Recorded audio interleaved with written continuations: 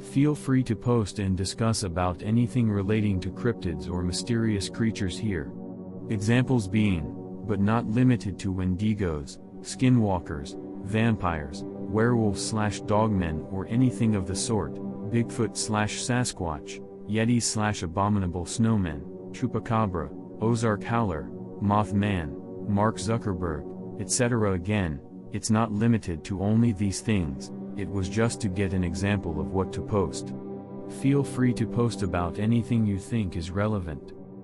Feel free to discuss whatever type of cryptid or mysterious creature comes to mind, commonly known ones or obscure ones, and what regions they hail from. Feel free to share personal stories, to other people's stories. From people you know, or people you don't know. And even stories you've read about in books, forums, image boards, or elsewhere on the internet, or seen from YouTube, movies, and TV.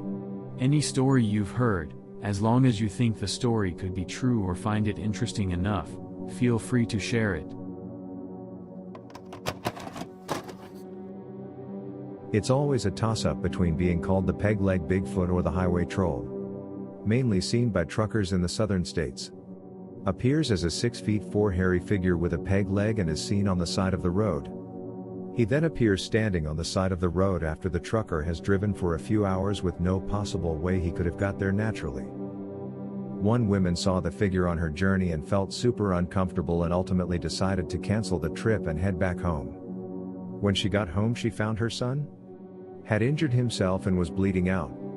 There was a good chance that if she didn't return that night he could have died, leading some people to think the highway troll could be there to help people as a sort of person omen. I'll be a content plug my channel which I talk about it if you want a more full story. I thought it was pretty interesting myself, but my research was based on a book called Strange Highways which might be worth reading for spookies. Not really sure what this is, but my girlfriend thinks it could be a skinwalker. A few months ago, around 2 a.m. I was taking my dogs out to pee before I went to bed. We live in the woods maybe half a mile from town. I hear a faint whistling in the distance, distinctly out of pattern but not anything like what a bird would sound like, sounded incredibly human. I listened to it for a moment before it stopped for a few seconds. Then the whistling began again, but I could hear it from every direction. Not loud, still distant, but seemed to be coming from everywhere around me. I freaked the hell out and got the dogs inside, closed the garage and locked up. It happened again a few weeks ago and I did the same thing. Is there any more to that story? Yup, I'll green text it for convenience. Neighbor's motion light regularly wakes me. More like a floodlight than a stoop light. Usually triggered by squirrels and wind-blowing lilac bush. Sometimes it'll be a turkey, deer or owl. Night in question comes around.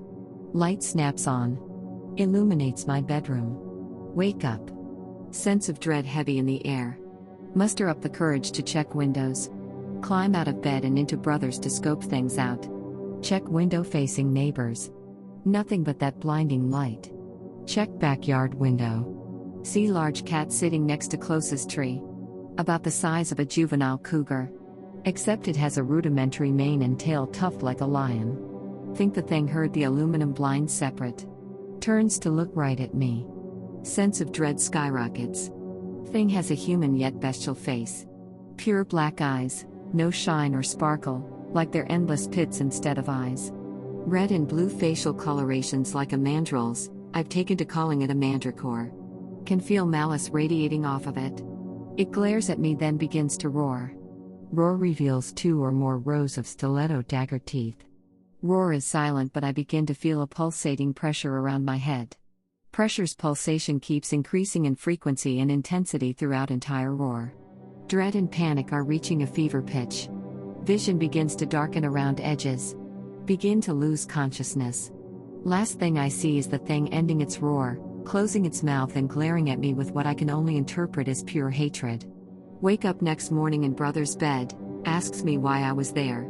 Just say dunno and leave it at that. Memory becomes suppressed. Fast forward a bunch of years. Find 4chan and early mid-00s. See thumbnail for pic related. Memory comes rushing back. Breakdown crying. Fast forward a decade. Brother brings up the thing. Apparently was watching from behind. Didn't want to push his questions further because we both thought it was just a bad dream. I was listening to Terence McKenna talk about how salamanders can go for generations in a tadpole-like state, and when the lake dries up, they can grow into full lizards or whatever. Kinda like locusts. He mentioned how humans are still in a childlike state, hairless and such. What if under the right environmental stimulus, humans become Bigfoot? When you reject modernity and go live in the wild, foraging and eating a lot of magic mushrooms, you basically go through a second puberty and ascend to Bigfoot level. Not necessarily super creepy as it could be something known, but who knows. Be me. Live in bum-ass Nowheresville, Arkansas. Be in school at the time. Work as a farmhand for my pa. Have to drive and feed cows after school. Be winter, November if I remember correctly. Gets dark quick. Get to biggest farm I need to feed at like 7 o'clock. Pitch black. GIF. Stops truck. Gets out to open the gate. Whistling be happy to myself. Starts to unlock the gate. Opens, moves in, and turns off truck. Starts pouring grain into buckets. After last bucket hear a small sound. Whistling. Fishit.jpg. It's really slow, and it's the tune of Don't Worry Be Happy, it sounds like, but very offbeat. Don't really think much of it. For the next week I keep hearing it, very faintly on the next property over. Idea.exe. On the next day I planned on whistling a different tune. Sure enough comes back the next day. Whistles like I'm calling a dog. Whistles right back. Kinda having fun with this now. From now on when it whistles at me from across the property I whistle back. One day I decided to go look on the property. Does my routine, whistles. Kinda hear it on the top of the hill. Walks up there. Keeps whistling. On the way up I tripped, and when I fell I cursed after busting my knee. And a few yards of walking towards where the whistling had been. Heard myself say the curse a few couple yards above the hill. Wasn't scared, but the sound just didn't compute in my head. Had a feeling I should leave, and did so. Haven't heard the whistling again, but have deemed it the whistler. I'm thinking it could be a mockingbird or something like that, but I can't explain the mimic of what I said. So yeah, MFW. Anyone have any idea on what this could be? I was walking in a rural dirt road at night to return my home, and just in the connection between the dirt road and actual street, my street, more or less, I saw the dog staring at me with the red eyes about 3 meters or 4 in front of me in the path that would lead to forest. I was like 160 centimeters or so by that time, and would say that the eyes were placed about my height. More wolfish, yes, ears pointed too, but there are no wolves around here, and if they are kinda small. It was bigger than a wolf for sure, and then a dog too. It just stared at me and I was like super frozen, lol, couldn't move an inch of my body, said stuff like, "Hi, won't you harm me, right friend?" It was a 30 seconds or less encounter. As fast as it came, it went, literally disappear into the air, and at the instant I stopped seeing the red eyes, I gained control of my body again, full goosebumps and chills in body, and run back home. This happened about a half year ago. Be me. Hanging out with ex-turned best friend, we're jokingly looking for Bigfoot at the local nature reserve around 1 a.m. Getting eaten by bugs who need to be stopped. Suddenly bright light, I look up and see this fiery ball shoot across the sky. Looked like 2 flaming rings circling each other, moving way too fast and at a perfectly straight angle, image reflected in the lake next to us. Think I need to take my meds. Turn to friend, realize she saw it too. We nope TF back to the car. Still not sure if I saw an alien, a biblically accurate angel or something else, but that golden fury orb is still stuck in my head to this day. Looked relatively like pic related, as cliche as it may be. I'm looking for any information on something my brother told me about. Basically we lived in a small town surrounded by trees/woods. We had this little area we played paintball at that was pretty isolated. In the daytime, all was good. At night though, this eerie/dark, no pun, feeling crept up on you. So one night he is driving past those woods and he says screw those woods and suddenly felt like he was being watched. Fast forward to the end of the drive and he is sitting at home eating some food. Out of the window he saw this tall humanoid type figure wearing basically a trench coat with red skin, a too wide smile with sharp teeth. It just stared at him for almost 5 minutes and when he looked away and back, the thing was gone. Any thoughts? The US military, in the mid-90s, had a cryptid program that would educate second graders. We would be shown footage of the various big hitters. I am still unsure of the long-lasting implications of such a thing. My educated guess was to prepare a group of children for a potential adulthood, in which these things are a reality. Easier to prepare the human mind as a malleable child? These programs were run on the FT Knox military base. Any questions I'd be happy to answer for the next few hours. Let's hope I don't get kidnapped. I would imagine that they got rid of the program because, well, they didn't have it before and people went about their lives just fine, and they didn't have it afterward and people still went about their lives just fine. Most people won't ever see cryptids in their lives and I think it might actually do more harm than good if the majority actually believed in stuff like this. It seems like the US government doesn't really care that much about if some people, i.e. random people on the internet, find out about actual evidence of cryptids, just more like if the majority finds out, so it's downplayed. It's understandable though. Some people probably aren't gonna take the news too well, and they don't riots in the streets. Some people are gonna think to themselves, oh, we gotta do something about this, and start saying that these things need to be eradicated or whatever and nag the government about it and riot. You ever heard of the story of the beast of the land between the lakes, Dogman killings? There was actually a kid survivor, and he said it looked like some kind of unlabeled government organization or branch was there doing the investigation, but they weren't trying to hide anything from him and they treated him nicely. They just said that it'd probably be best just to not go telling everyone about this. But he said he told his story many times, and he's never had any problem with any sort of cease and desist order. Also, he said pic related was the closest drawing to what he saw there. This is his story. I heard somewhere that Bigfoot is simply just another species of primate in North America, and that the government doesn't want people to know about them because they don't want to have to partition more land to protect its species. How they live, I'm not sure. But it seems pretty legitimate to me. That is what they want you to think. Take my home state for example. Here we have Baxter State Park. And in said park lies Mount Katahdin. On said mountain dwell the cannibal giants. Now they are not always seeking out people to eat, but they seem to be very fond of eating us. Thing is, if I were to walk up to you and say that there are 14 to 22 foot cannibal giants that are killing and eating people to this day around the park, any of you would call me crazy. The natives know. Soon I too will know. It is not just mountain giants here in the north either. Cannibal giants of all sorts have been reported throughout the 50 states. We also have Sasquatch, but considering the fact that even they are preyed upon by the stone giants. Stay away from the boulder fields. Stay away from the mountain in general, to be honest.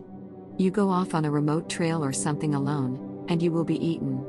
Most who encounter the giants are killed and therefore unable to report them.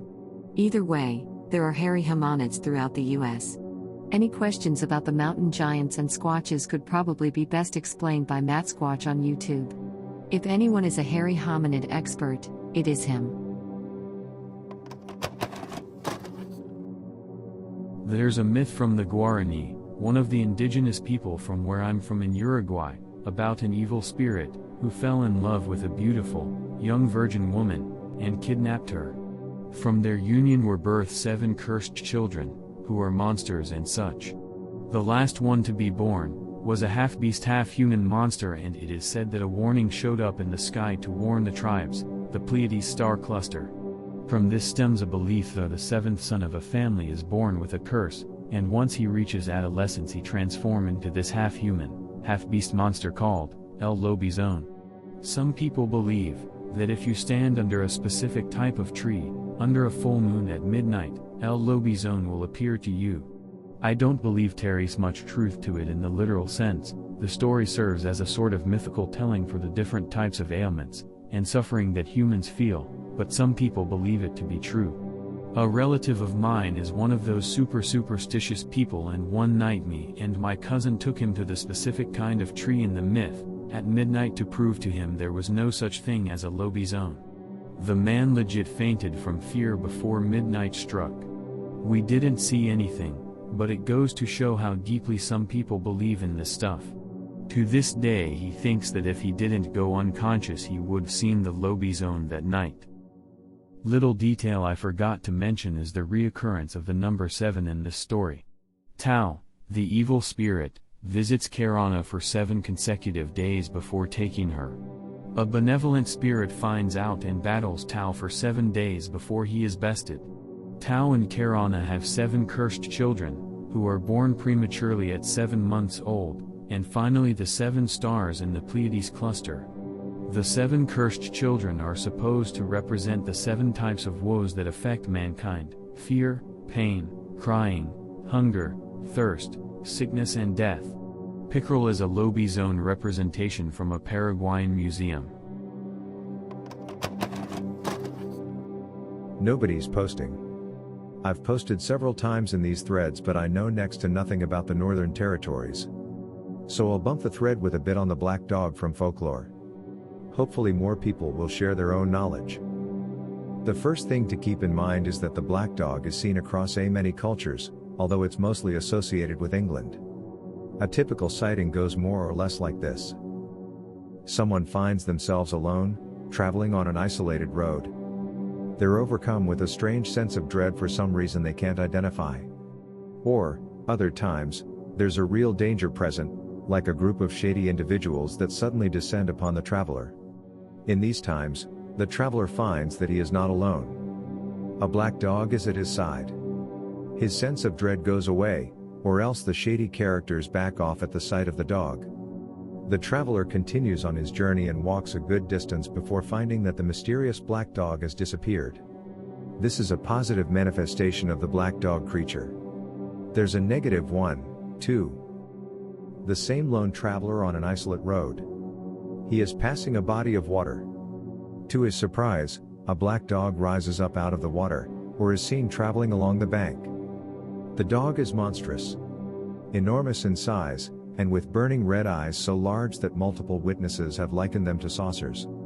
Sometimes the dog gives chase. Sometimes it acts as an omen of someone's death. Thus, you get an old saying that to see the black dog once spells good fortune, to see it twice spells misfortune, and to see it 3 times means death. I'm from Texas, and we have stories of strange dogs here too, but as scholars point out, the ones we see are always white, almost never black. In stories from other places, the black dog is identified with a man, indicating that the black dog is actually a form that a shapeshifter takes. There are tons in the folklore. One of the most famous is the story of Johnny Greenwood, Iascliff. Johnny travels through a secluded forest to reach a neighboring town. Finds a black dog accompanying him suddenly. As he exits the woods, the black dog disappears. Later learns about a condemned man's prison confession. The prisoner claimed he had planned to kill Johnny, but had been deterred by the sight of the dog. There's the Haynes family in Scotland, said to be haunted by a black dog. One account. Family is on a tour of the West Coast. A black dog suddenly accompanied them near Durham. Stopped when they stopped to feed the horse. Resumed accompanying them when they left. It traveled a few yards ahead of their car when suddenly it vanished before their eyes. In Lincolnshire, specifically, the black dog creature is said to be protective. A girl traveling alone, bound for her family's home in the country. Her trail takes her through a forest where a dog appears. It walks alongside her and exits the forest with her. It stops there and watches as the girl walks the remaining way to her family's house. She turns back and sees it waiting. Her parents are at the door. She mentions the black dog. They have no idea what she means. The turns back and the dog is gone. But they said they were worried because as she was approaching they had seen a group of rough-looking men. take off running out of the forest. A few moments later she appeared. What are some cryptids or creatures from the North American far north cultures, i.e. from Alaska, Yukon, Northwest Territories, Nunavut, and Greenland? Giant polar bear. Walrus wolf. Six-legged polar bear.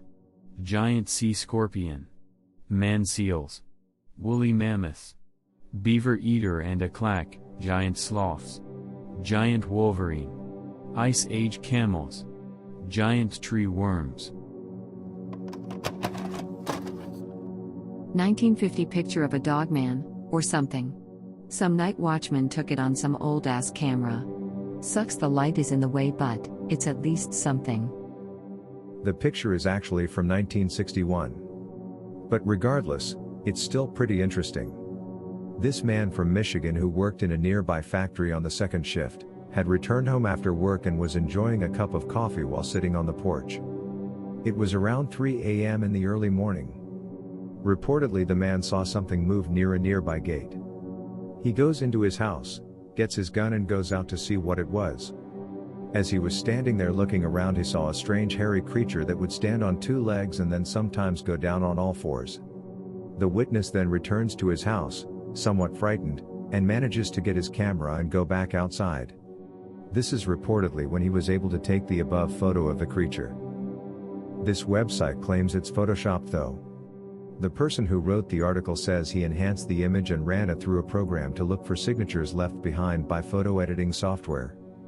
But that could be a false positive. Let's be real here, we all know just how bad computers are at determining what's in an image. And why does everyone keep jumping to use the Photoshop card? I mean, staged photographs still exist, and it's probably easier to do than making something look real enough in Photoshop to be believable. But as for my opinion on the legitimacy of this image, maybe. There are a lot of different cryptids in Alaska that I know of. I know of 2 different species in my area. One is called Katanii, the tailed ones. They're freaky, evil-looking monkey-like creatures that live in the trees.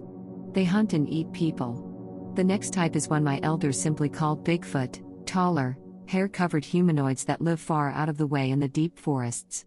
These ones generally stay away from people, but they used to hunt and eat us as well.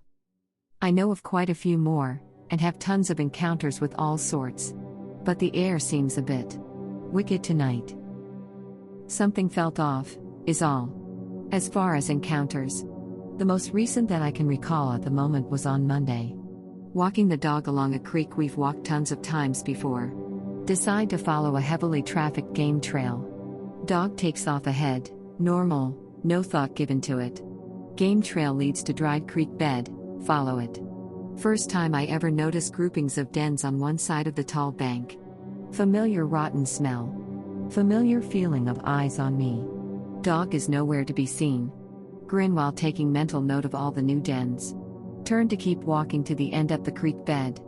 Large pile of stones at the end, one strange, very out of place, white stone, lots of quartz crystal, pyrite, and such in it. Stone placed on top of a pile as if it were for me to find. Continue back toward main trail, hear strange bird calls, and rustling in the willows behind me.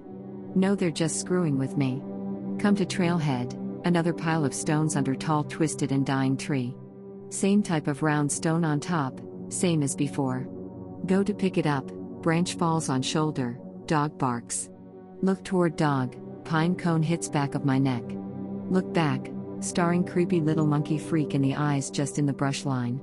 Laugh at it, grab stone, throw it in nearby creek. Continue on with my life. Are there any stories about werewolves or dogmen in Alaska or nearby areas? There is one story I recall reading from Alaska of a sighting. There are, kinda, sorta. Shapeshifters taking the shape of giant wolves. Not really dogmen pers. The shapeshifters are a lost tribe, they can take the shape of any animal, as far as I've come to understand. What about ones that can stand upright? There's this story of a lady who saw one in Matanuska Valley on the side of this road called Trunk Road. She was driving along about 20 miles per hour going home and she saw this thing just standing there. She thought it might have been a moose but it was standing upright, then a bear but it was way too slender.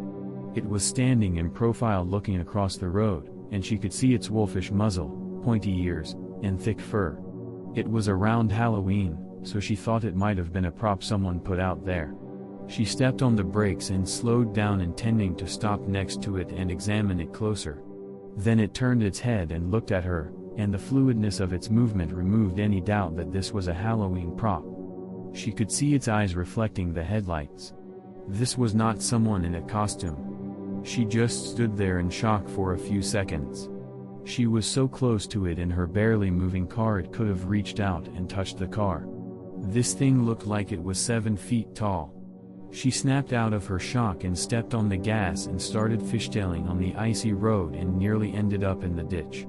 She was scared she was going to get stuck in the ditch and that this thing would have killed her. But her tires caught the pavement and she drove like a mad woman all the way home. She would drive 20 extra miles just to avoid that road.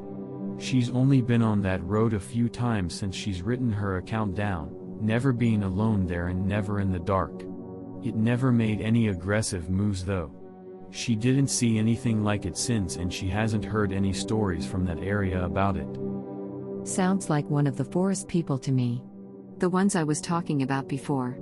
They can appear however they wish, and generally prefer to take shapes like that in order to instill fear. I wouldn't say they are smarter than us, but then again, I would. Wiser perhaps? Definitely more connected/in tune. Think about it, if it didn't mean to be seen, appearing as a werewolf would be the best cover. Who would believe the witness? Sometimes, they appear to people in such a way to prevent accidents and the like as well. Could have been some kind of guardian spirit. Regardless, they are terrifying to most. The ones that have managed to scare me are the bear/Wolverine demon things. They move faster than anything I've ever seen, and in such an unnatural and disturbing way. They have a sort of human shape, usually their body is blacker than the darkest shadows, and it crawls. And fast, like I said. I've seen more of these than I care to mention, or remember. Okay, I'll give this a shot. My grandma from British Columbia used to tell me a ton of stories as a kid. I'll start off with a few posts and if you like them I'll continue. One of the legendary beasts that was described to me growing up was the Waheela. It was that in features of a wolf yet more exaggerated or demonic. Its fur was a thick white like that of compacted snow. It was also the size of a bear and had some bear-like features as well. Many hunters and trappers have encountered it and it is in many Native American and Northwestern legends. Do I personally believe in a mythical beast like the Waheela existing? I don't know. Do I believe that there is an animal that fits the description that is wandering the Canadian North? Absolutely. Here's something that I've had to deal with on occasion. They're arguably the thing I deal with most frequently, that I concretely understand. Ponaturi Infestations. They're like little goblin creatures almost.